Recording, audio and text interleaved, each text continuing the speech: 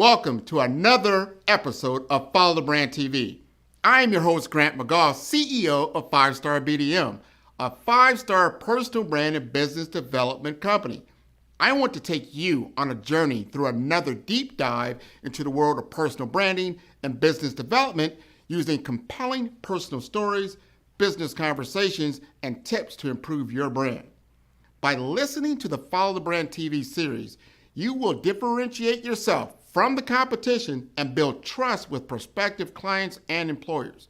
You never get a second chance to make a first impression. Make it one that will set you apart, build confidence, and reflect who you are. Building your 5-star personal brand is a great way to improve your skills and knowledge. If you have any questions for me or any of my guests, please email me at grant.mcgaugh@5starbdm.com. Now, let's begin with our next episode on the Follow the Brand TV.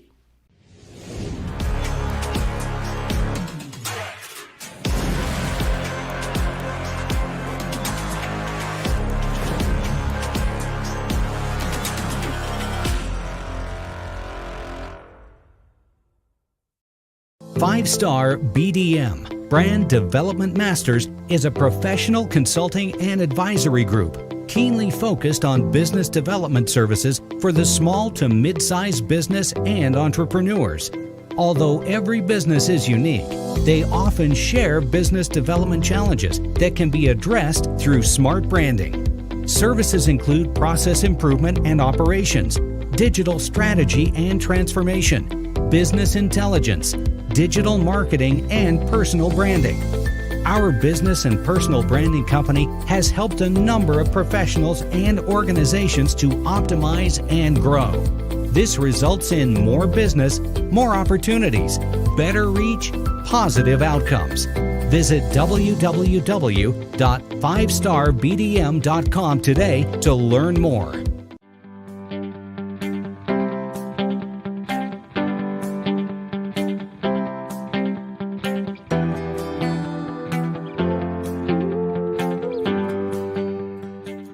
Pull from, my purpose and strength is with federally qualified health centers and community providers that are really the boots on the ground, helping improve care and helping drive those better outcomes for patients and the communities that they live and work in.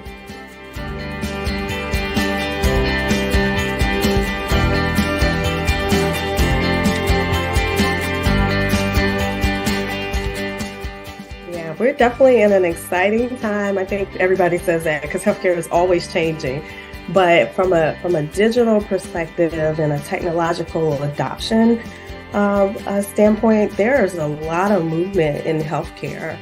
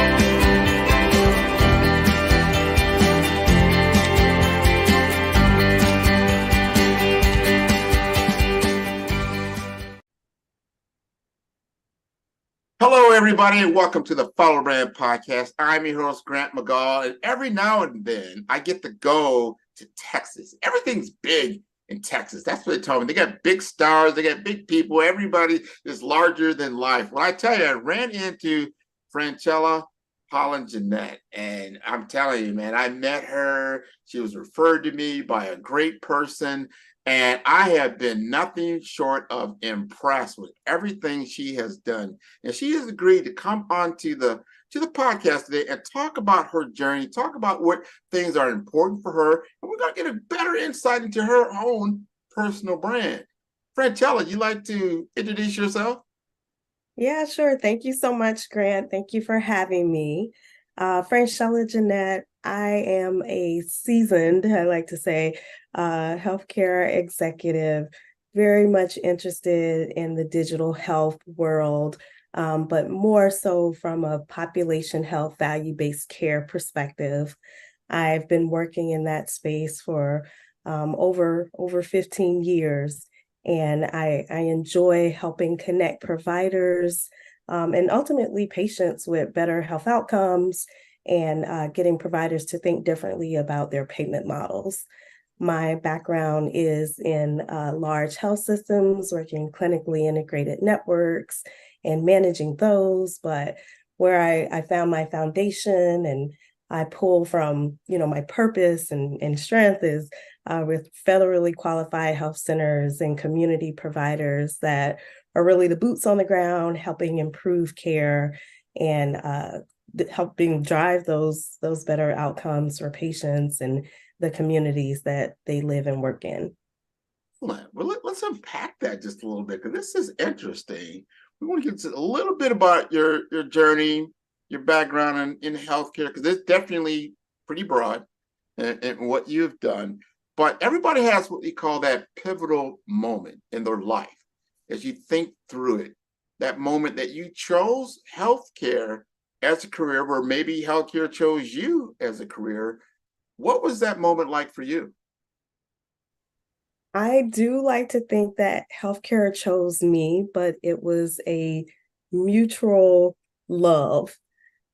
My mother was a nurse, so I was born into healthcare, and she worked for the Veterans Administration doing long-term care. So I got to witness firsthand our country's soldiers kind of in the latter part of their life or in some kind of long-term care support system, and just how valued they were by the nursing staff, including my mom. But I was always kind of questioning, like, who's in charge here besides you, mom? Who's in charge? And there was always like some doctor or director that was referenced. And I always thought, I want to be that person. But I think the kind of pivotal moment for me in terms of just being more of an administrator in healthcare and what really connected the personal purpose for me was working in a volunteer clinic in college and recognizing that our providers were so frustrated by all the social concerns related to patients like not coming in, missing their appointments, um, having substance abuse concerns, like just things beyond what they could really address or get to the root of their issues and managing their concerns.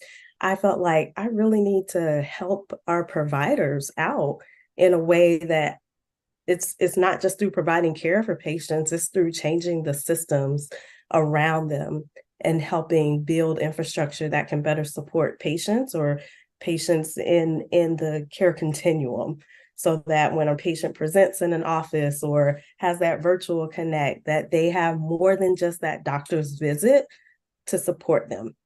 So I think that's what kind of really charged me with participation in healthcare, and the connection to value-based care was, again, that infrastructure that ultimately is trying to help providers provide care, do what they went to school to do, and helping patients get better and live healthier lives. Let's unpack that even more because I like how you talked about the system and the delivery of care, especially from an administrative standpoint, and how we can do that through now technology has gotten better. You've probably seen some of these changes that take place. Are you, and this is something that I hear a lot about that healthcare uh, executives or just providers. Some of them are gung-ho about utilizing new technology. Some are not. Some are middle of the road. They're not really sure. I think COVID kind of definitely accelerated a lot of things from a telehealth perspective. I want to get your take on things. There is no, in terms of, giving back that disease is no different with a homeless person than a billionaire. It's non-negotiable. And maybe if we understand that, we could be more empathetic as opposed to judgmental. Because in life, we have choice. You don't like the school your kids go to, you could change it. You don't like your crappy job, you don't like your family members, you could move to another state. If you bought something for 30, 60, 90 days and contract, you could return it. But when it comes to accurately diagnosed disease, there's no one that can give it back. So now how you may deal with your disease and how I may deal with it may be different based on who we are, the individual, our culture, and so forth. You have to know the right people, be connected to the right people. It is very unfortunate, but most people progress because they were chosen. And for African Americans, we're not chosen. We don't have the connections, the network, the people in our Rolodex. So you need to network and connect. And it's typically with people who don't look like you. Well, I think it's both exposure and experience. And you can't get the experience if you don't get the opportunity. So that's the key. But, it goes back to a couple of things. One, as I said earlier, well, several things. Let's put it this. So you have to sort of think through and be very intentional about what you want to do and what it takes. And then that means, obviously, to your point, you get your education and you get the credentials, et cetera. And what's next? So what next is, first, whatever role you're in at that point, make sure that you are doing the job. You're getting the job done. So performance is key, first of all, in whatever role you're in. And then secondly, and this is where we as I said earlier when we were talking, it can't just be you. No one gets to the next step just by themselves. So it is about exposures. It is about having those mentors and those counselors and coaches and people who will mentor you and sponsor you. And sometimes that's what we, particularly people of color, we don't have a lot of times folks who are mentored or coached or have a sponsor. So you have to be open to creating those relationships that are key, both internally to wherever you are as well as external. Yeah, we're definitely in an exciting time. I think everybody says that because healthcare is always changing. But from a digital perspective and a technological adoption standpoint, there's a lot of movement in healthcare. I think there was a lot of recognition during the pandemic that there were a lot of different avenues that could be served and addressed with technology. And so there were probably already a lot of different innovations in the pipeline, but the adoption of them, the interest in them just kicked up exponentially because we needed new ways to deliver care. The things that I think as a healthcare professional, I've been waiting on that kind of move beyond the walls of traditional healthcare. And so the acceleration of telemedicine visits and different home devices that could be used to relay health information to providers is really pivotal in the pandemic. And even more so now, just how we're connecting patients to care beyond the care they get with the provider, helping them be more accountable. There's so much technology out there, and I think it's fantastic. But ultimately, I will say my take on it is all these tools can be developed. Health systems and providers can say, here, patient, take this. I want you to use this. None of that really matters if people don't connect to those things or if they don't have a personal interest to take care of themselves, to want to be well, to prioritize their health. And so that's kind of my next iteration. Like, how do we leverage digital communications or other digital tools, these algorithms that you and I have talked about, Grant, that influence, what materials and content we see in the internet that inspire and also motivate people to get involved in their care, to to do something, to see their doctor, to address that reduction in vision that they may be experiencing, or just to get their blood sugar checked on a regular basis, all types of things. So that's kind of the area of digital health I think I'm interested in, driving more patient connection to get interested in the tools and resources that we have available in the current infrastructure. No, that's noble, and has to be done because of the access to healthcare.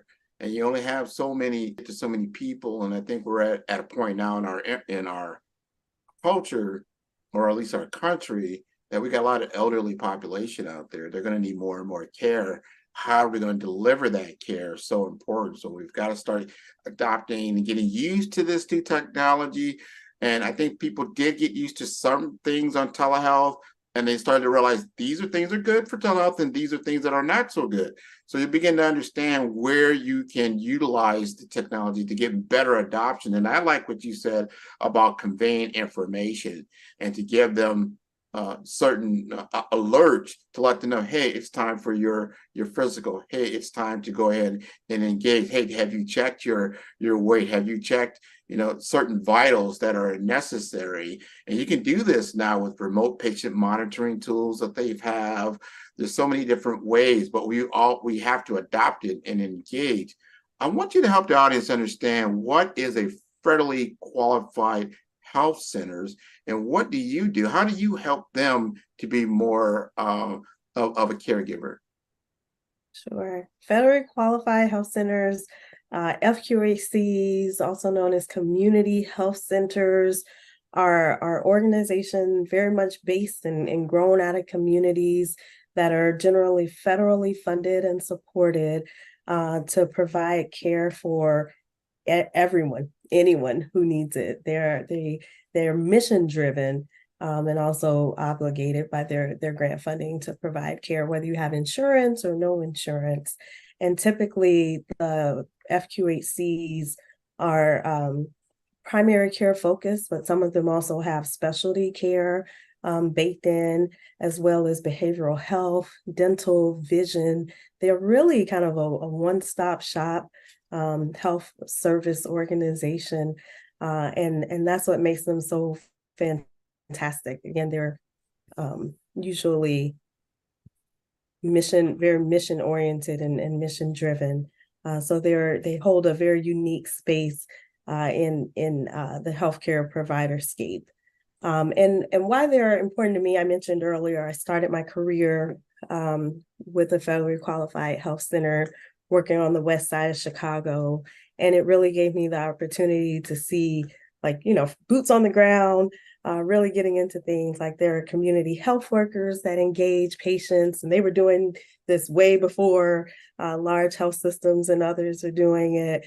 They were trying to utilize different types of providers, say for counseling services, and those things might not have been billable, but it was the right thing to do. And so what I do now with federally qualified health centers is try to help them think about different models for their payment for doing some of these services, this different type of care that they've been doing for years. So I tell them, think about the services or the things you do today that you don't get paid for. How can we build a model of care around that where we could get reimbursed for it, or that everything was, regardless of the payment, it's all about the outcome for the patient. What would you do to service the patient better, special, or different? So that is the world I'm living in right now. I'm building a clinically integrated network with federally qualified health centers that they are driving and leading the governance of. And it's very exciting to see them work collaboratively as opposed to just separately, as I know they're doing their very specific work in their own communities. It's about leveraging the power of the collective effort to do these alternative payment models with insurance companies. Do you feel that there's a gap in the infrastructure between all the different entities that you're working with, that possibly some kind of technology or software development could help And can you cite any specific opportunity, or could you reimagine what that healthcare delivery could look like? Yeah, so first and foremost, the data, and I know people say this all the time, but like the data is the part that really brings all of the entities together, from the payer to the provider, to the patient, right? Um, all the data is coming from different sources, different inputs, and you need a strong aggregator and analyzer that can really give you a story about the patient, the financial performance, and then it kind of predicts or projects like where you go from there, what kind of models you can build based off of current utilization, current financial outcomes, and health outcomes. So without that, you can't really do very much anything related to any other digital or technology-based solutions, in my opinion. But I do see there's a critical role when you talk about providers working together as a network, something where they're utilizing either more electronic provider-based technology or telehealth. I love platforms that allow people to kind of self-care or self-monitor in the home, but also where that instruction can come from that tool. It doesn't necessarily have to come from a provider. The provider gets the information about that patient's self-care, self-monitoring, but there's AI or technology that can instruct the patient based on what is being recognized in the moment about what needs to happen. So when we were talking about earlier, like, those triggers, like, you need to do this, patient, or have you thought about going to get your eyes checked or calling your doctor about this? Like, that's the type of technology I think would play a very critical role in health centers or anybody really working together as more of like a virtual network that's set out to improve patient outcomes. So I would love to help get that type of technology into our network and deploy it across our centers so that patients, wherever they are, can start to self-manage and learn from the technology that they have or possess and have access to, where our providers can monitor them from a distance. Okay, your input is so important for especially a person like myself who've been in technology for 20, 25 years. Understanding we need, as the technologists, we need to understand the current state, where the gaps lie, and what the challenges are. What are the friction points? So that when we collaborate together, we can give you a tool that really works for you. So you don't have to bend toward the tool and change how your workflow is going. No, it should be a natural, glove to your hand to make things work better. What you're going to probably see in the next year to 2 to 3 years, more AI engineering, artificial intelligence engineering into the fabric of a lot of these networks. And then you also have access to data scientists. But I would tell them all, the database is the database. They need to understand what they're looking at from a person like yourself. Like, what does this actually mean? And all those triggers you just talked about. We're talking about the financial triggers, the operational, triggers, and then obviously the patient outcomes and the patient experience.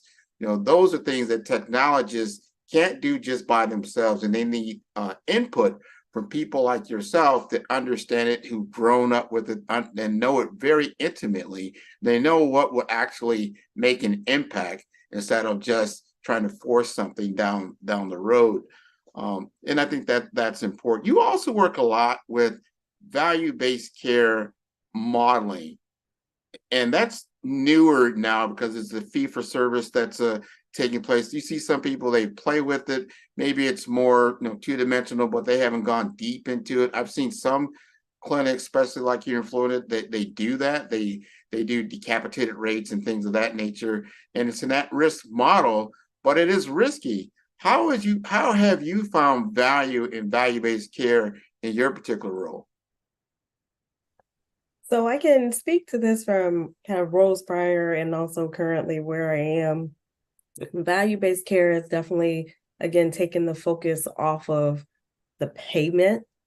There are incentives, right? I think that's how you really get provider buy-in and participation in value-based care, but it takes the focus off of the payment and focuses on the patient and what the patient needs and what specifically needs to be measured in order to say, provider, you're doing a great job.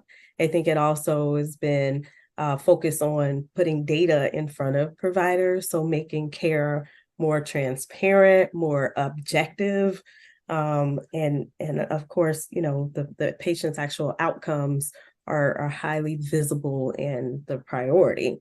So I think that's one piece of value that has really come out of value-based care.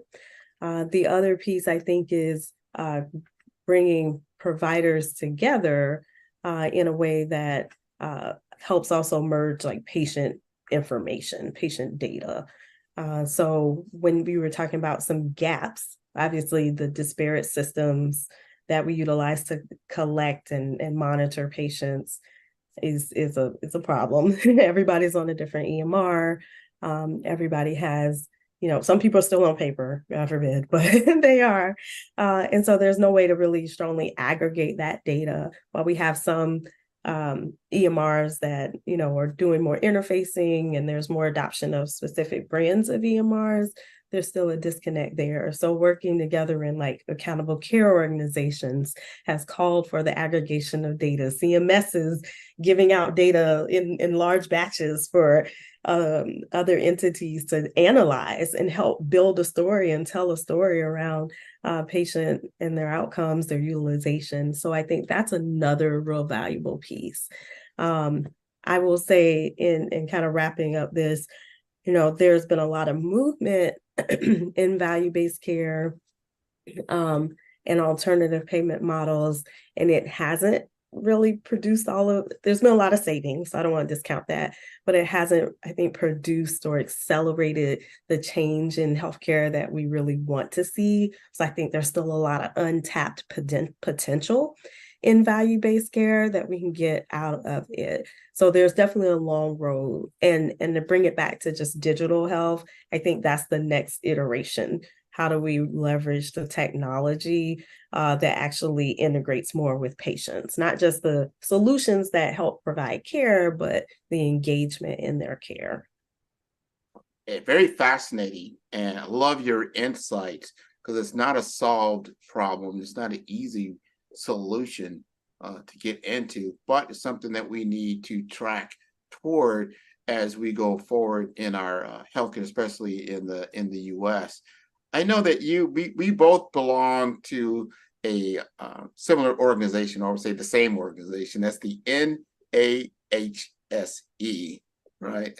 Healthcare Executive. They just had their conference in Atlanta. And I want you to just give me your take. Like, what did you get out of that conference? How does that really play in what you're doing and the value that you see in working with the organization? Yeah, I've been a long time standing member of NAHSE since I think I was in grad school or first came out of grad school. And I'm so thrilled that I was able to kind of get back into conference this year, having attended in Atlanta.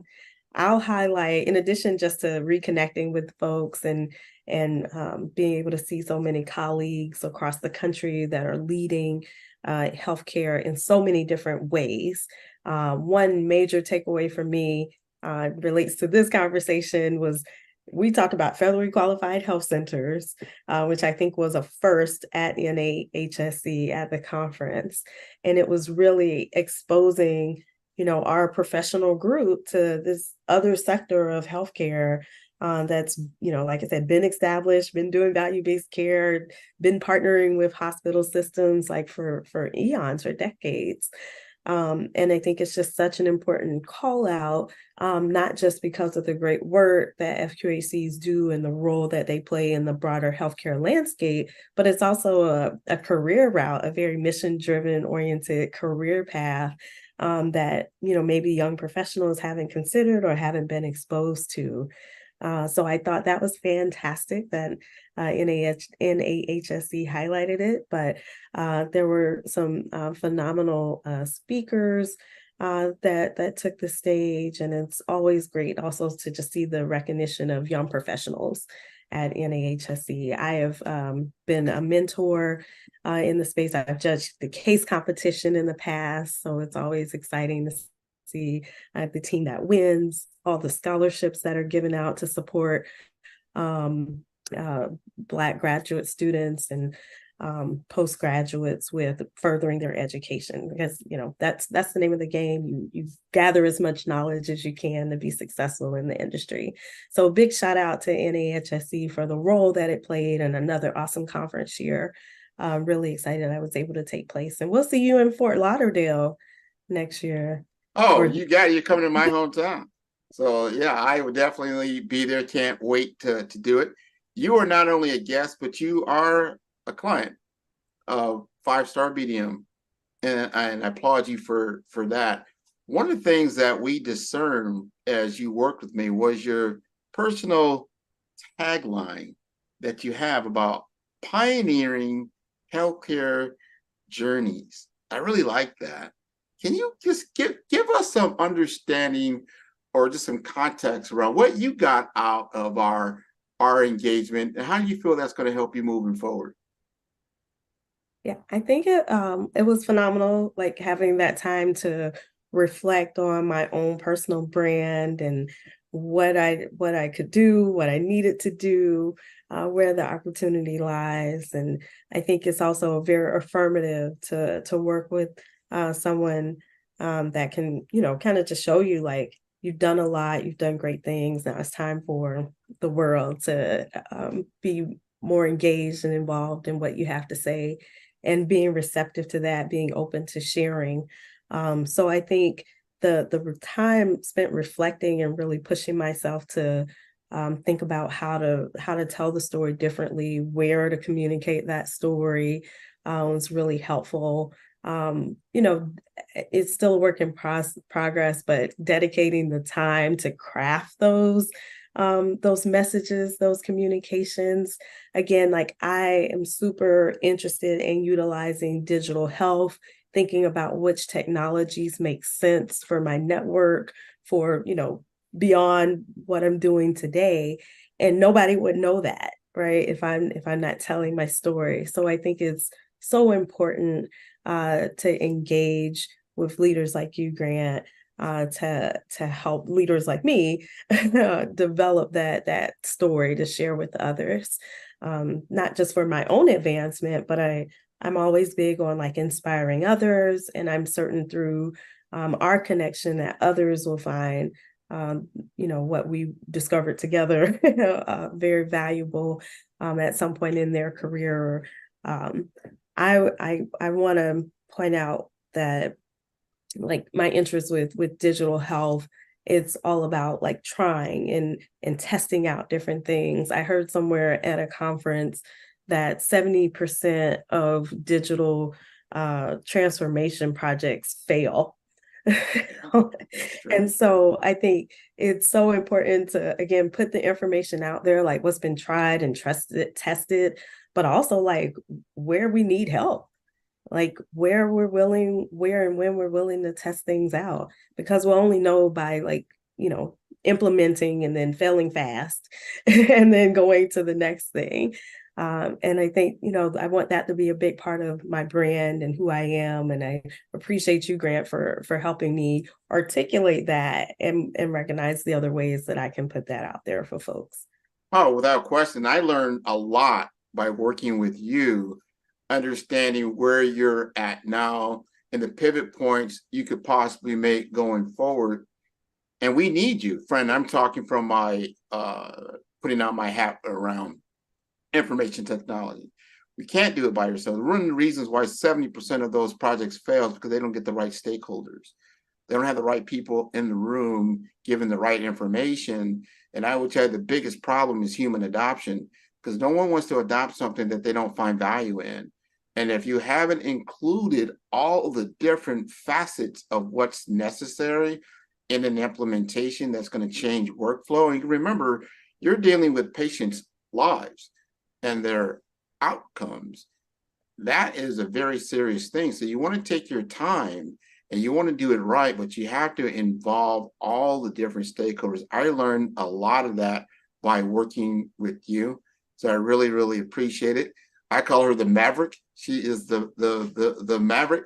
You know, she's down there in Texas, just holding it down. I really appreciate you being on the show. And if there's anything you like to leave us with, anything that you would like the audience to know, that you feel that's important that we have not talked about, I'm going to give you the mic and let you run with it. Okay, I'll try not to run too far. One, I recognize that there were a number of people that helped me get to where I am. I definitely couldn't do it without mentors and sponsors, and also just taking risks, taking chances to grow and to glow. And so, you know, again, shout out to you, Grant, for helping in the growing and glowing process, even in a point in my career where I'm leading and developing kind of, you know, new innovative networks. There's always space if you're open to continue to advance. So I want to offer that as advice to anyone listening. It's never too late. Never get comfortable with kind of where you are. I read somewhere that like comfort and advancement can't coexist. I think you have to be a little uncomfortable to move to the next level. So, you know, again, a charge to anyone who's feeling comfortable, they've hit their stride. The other piece I wanted to mention is, again, going back to the digital health front. I'm working with, you know, providers on the front lines, and we know where the challenges lie. I think, again, there's so many innovations out there, and they're wonderful, some really great technologies, but, you know, they may not all be getting at the root cause of the problem or the root of the problem. You can solve for a lot of health issues directly, but how do you solve for people who are not connecting, who are not engaged in their care? That's where I think a lot of the provider frustration resonates. So how do we find those patients? How do we engage with them? Another just random statistic, it's like almost 70% of millennials are not likely to use a primary care provider. So thinking beyond, again, the walls of a PCP office, even beyond a telemedicine visit with a primary care provider. And think the statistics higher or pretty similar for Gen Z. So we definitely have to take it in that direction, even as we are addressing the needs and the technology adoption for our seniors, our silenced population. That's another avenue where technology is very much beneficial, but it's just, you know, there's specific problems we need to be solving for, and working together with those that are on the front lines, I think, is the best way for technology adoption to be successful. So I offer myself out there for anyone who wants to chat about, you know, where the real issues are, and if there's new technologies to be vetted in the healthcare space that really function to engage patients where they are based on their needs. It'd be great to reach out. Oh, awesome. Awesome. And that's the great leeway. So what is the best way to get in contact with Miss Franchella? Yeah, the best way to connect with me, I have a LinkedIn account. You can find me on LinkedIn, Franchella Jennett. My email is also franchellajennett@gmail.com. If you ever want to connect personally, feel free to reach out. My Twitter or my X profile is coming soon, so you'll be able to find that information on my LinkedIn page as well. Well, this has been wonderful. Again, I've learned so much. Every time I interact with you, there's always new knowledge, new understanding, new insights that I gain. I really appreciate you being on the show. I want to encourage everyone listening, especially out there in Texas, where everything is really big. I want them to definitely tune in to all the episodes of Follow the Brand at 5-Star BDM. That is the number 5, that's star, that's B for brand, D for development, Infomasters.com. This has been wonderful. Thank you so much for being on the show. Thank you, Grant.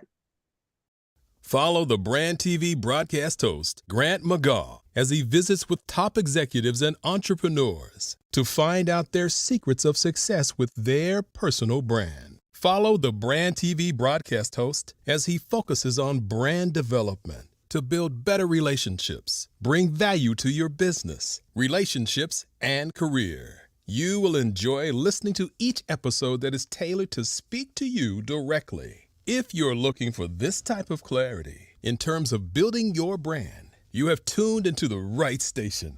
Each episode will help you to shape a conversation in the 5-Star BDM network of 20,000 professionals and become a springboard for your corporate engagement and business opportunities. Each guest will frame their story in the areas of personal branding, business development, career development, financial empowerment, and technology innovation.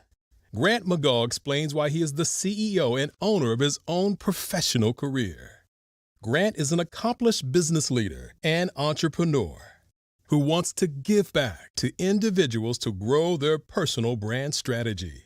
Tune in as he weaves his story about new possibilities, while to you exceed expectations. If you love storytelling, this show will make for fun.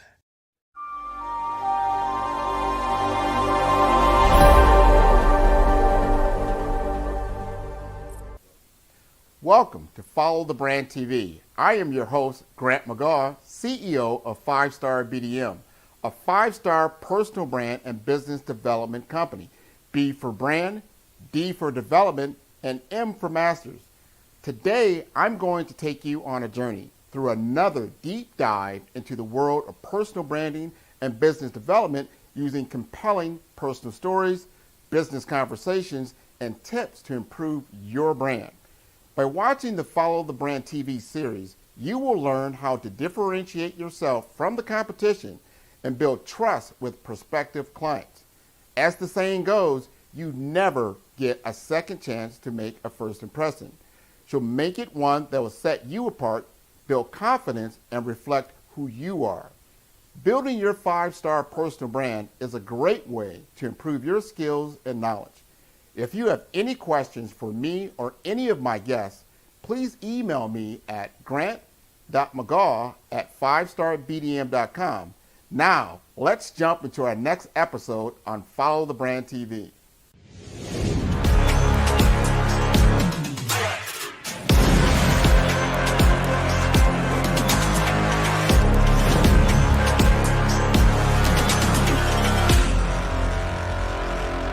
This episode is brought to you by 5-Star BDM, Brand Development Masters, is a professional consulting and advisory group keenly focused on business development services for the small to mid-sized business and entrepreneurs.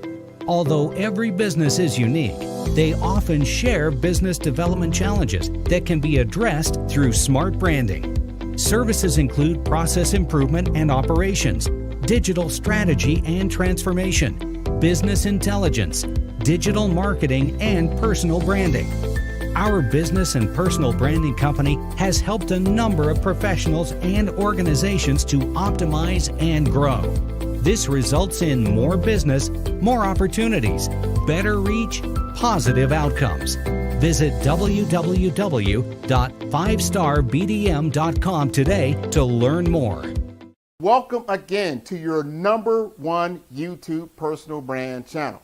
I am Grant McGaw. It's an honor for me to recap the story of a great personality who has consumed herself with executive achievement in the healthcare industry. She is a well-known former hospital CEO. She serves as a strategic advisor for RMP Group LLC.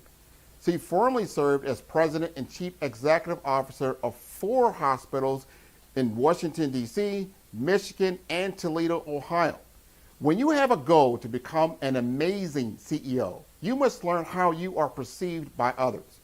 Focusing on your personal brand will help you to gain trust and cooperation with your team of high-performing executives. She understood this principle early in her career as she details her story. To better understand her accomplishments, I'll recap our conversation from the Follow the Brand podcast interview in episode 5.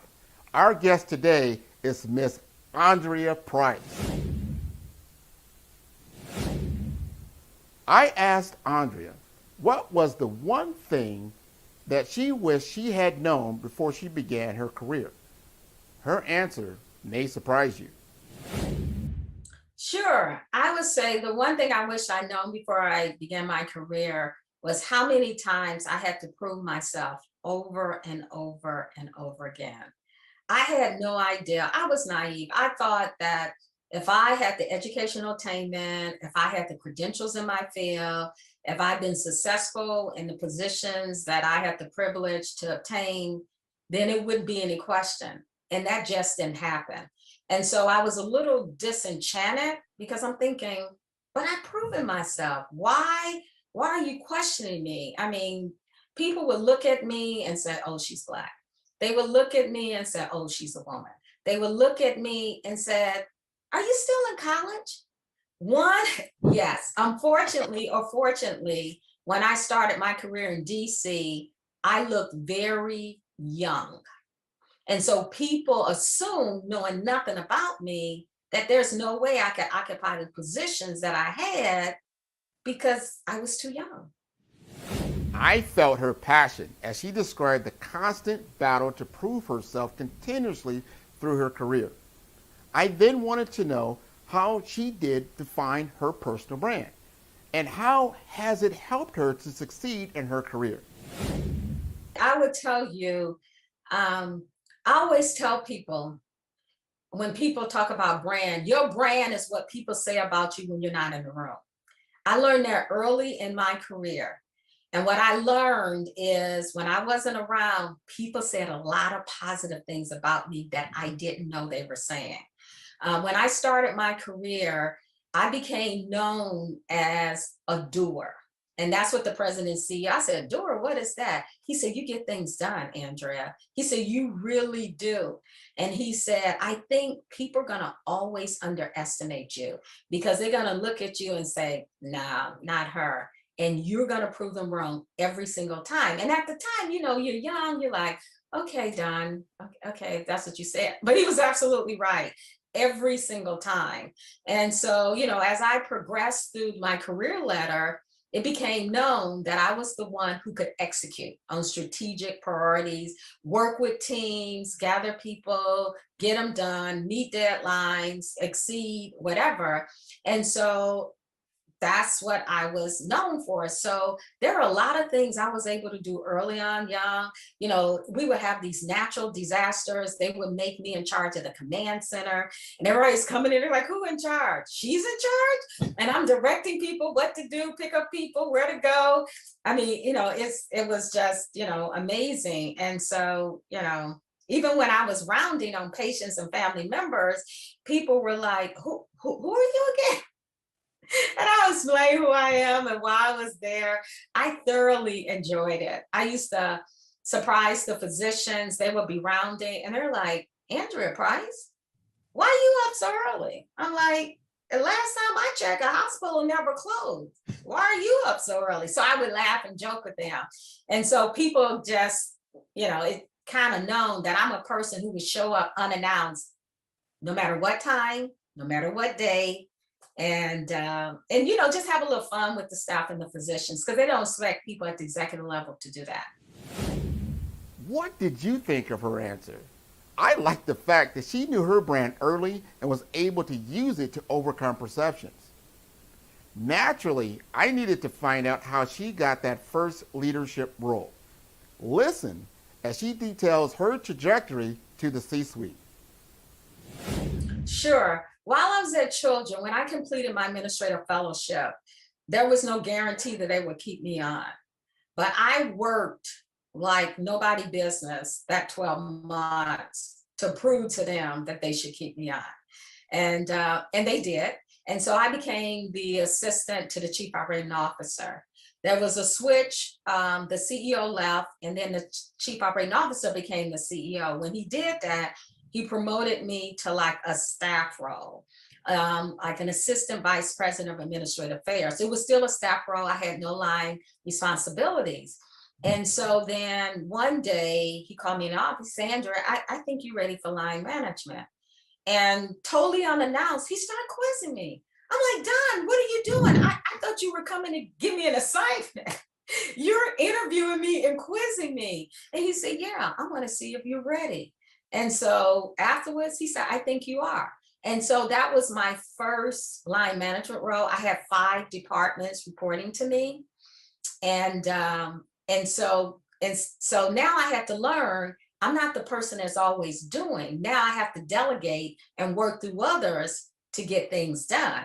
And so that was a great learning responsibility of me, because I learned people aren't like me. I'm one of these people, let's get it done. What's the deadline? What's the time? What do you need to see? And people aren't like that. Not that they can't perform, but they're not going to perform in the manner in which I do. So it was, once I learned that, I got promoted again, and I got promoted again. And I think the pinnacle for me was when the chairman of the cardiovascular surgery department went to the president and said, I want to report to Andrea Price. And he said, excuse me, I don't think I heard you. He said, he said, you want to report to Andrea Price? He said, yes, I do. He said, she gets things done. When she say yes, she means yes. When she say no, she means no. I'm a surgeon and I like that. And I want to report to her. In fact, I'm demanding that I report to her. And he was like, okay. So the person he no longer reported to was not happy that he was reporting to me. And we had a great relationship. Everyone in his department were men. And so I said, if you're going to report to me, I want you to at least, when an opening comes, look for a woman as a cardiovascular perfusionist. And he said I would. He did, and he hired one. I was most impressed how she was able to pivot from a doer to expert in working with people and creating great relationships. I asked Andrea about her unique skill that she leveraged again and again to help her climb the corporate ladder. Sure. I would say it took me a while to realize this, but after enough people told me, especially those who were, conducting my performance evaluation and my teammates, I would say my superpower is my influence. I have the uncanny ability, I didn't know it at the time, to get people comfortable with where the organization wants to go, their organization goes. And so I would get them to create commitment around achieving those. And what I did was I did that through guidance and coaching. So for example, if you reported to me and there was a report that was due to me, I will review it and give you feedback, even though it was coming to me. And so people are like, you do that? I mean, my colleagues I was like, yes, because I want them to succeed. And they were like, oh, we never thought about that. And so then it became like he or she is on Andrea's team. So throughout the hospital, people would say, oh yeah, they report to Andrea. That's why they're so good. And so it just created this whole thing. And they were like, well, how do you get your people to do what you need to do? I said, first of all, you have to be authentic. And first of all, you have to set expectations. I said, I'm known in the hospital as setting very clear expectation and holding people accountable. And they like it. So, so I would say my ability to influence people to do what needs to get done. Influence, guidance, and coaching were her keys to success. Have you done the internal assessment of yourself to determine your unique skill sets? Imagine that you are working with a famous doctor that would one day become a household name. Let's find out from Andrea about her 5 minutes of fame. Well, I gave a little teaser earlier when I talked about my second semester of graduate school that I became really ill and I was told that I was going to die. Well, when I got to DC, and because I had an excellent physician, I decided I need to learn more about this disease that I have. And so I'm one of these people, when I don't know anything, I investigate and I research. And so I did. I found out there was a chapter. I joined the chapter, ended up becoming the chairman of the board. And because I was chairman of the board, the Lupus Foundation of America asked me if I would be their national spokesperson. So I became the national spokesperson. So as the national spokesperson, I represented them. So I used to have meetings at NIH with the famous Dr. Anthony Fauci. No way. And yeah, I used to go to his office. I had no idea who he was. Okay, so anyway, so we would meet at NIH, and then the executive director of the Allergy and Asthma Foundation of America. There were 3 organizations, I can't think of the third one, that would go and meet with him and talk about, well, what is the research, that's going to help people that have these type of diseases. As a result of that, I ended up going to a congressional budget committee representing the Lupus Foundation of America to advocate on behalf. It was recorded in the Federal Register and everything, my remarks, to advocate that NIH receive additional budget funds in order to advance research for autoimmune diseases, right? Right. While I was there at the congressional hearing, there were 2 other people waiting with me to speak. One was William Shatner from the Star Trek series. The other one was someone I really admired, Dr. Mary Frances Berry. Dr. Berry was the Secretary of Education under President Clinton. At the time I met her, she was the chair of the U.S. Commission on Civil Rights. And she was there because her niece was 21 years old and died from lupus. And she was there advocating money for the research for lupus. And so we got to talking. I'm thinking, okay, Andrea, just calm down, because I really admire this woman. And so, of course, she took the show. They bowed down to her. And I'm thinking, I gotta go speak after this woman, because they had us lined up. And so I did, I did it. And afterwards, she said, would you like me to drop you off at home? I was like, wow. I was just gonna take the subway. And she said, sure. And we got to talking. She told me all about her niece, how devastated they were. She died from lupus. And she was asking me all these questions about me and lupus, because I was 24, 25, whatever. And, how I was holding up and all that type of stuff. And so that's something someone doesn't know. And then the last thing I was saying, because I was the national spokesperson for the Lupus Foundation of America, I was interviewed on the Tom Brokaw ABC Evening News. Is that right? 2 minutes. Now, it's only 30 minutes and usually get 30 seconds. Right. They gave me 2 minutes. They sent a whole production crew to my house in DC, followed me around, interviewed me, had my daughter who was 2 years old. They were fascinated that she knew how to read certain words, and they filmed her, and she was on TV reading to me. Not reading, but, Apple card, that's right. How she's only 2 years old. How is she able to do this? I was thinking, I thought y'all were interviewing me about lupus and following me around, but it was all good. So though I would say that is something that very little people know about me. Hey everyone, I want to thank you for watching this episode on Follow the Brand TV. Remember to hit the subscribe button and the notification bell to get our new episodes as they are released. Also, make sure to visit our website at www.5starbdm.com. Until next time, build a 5-star brand that people can follow.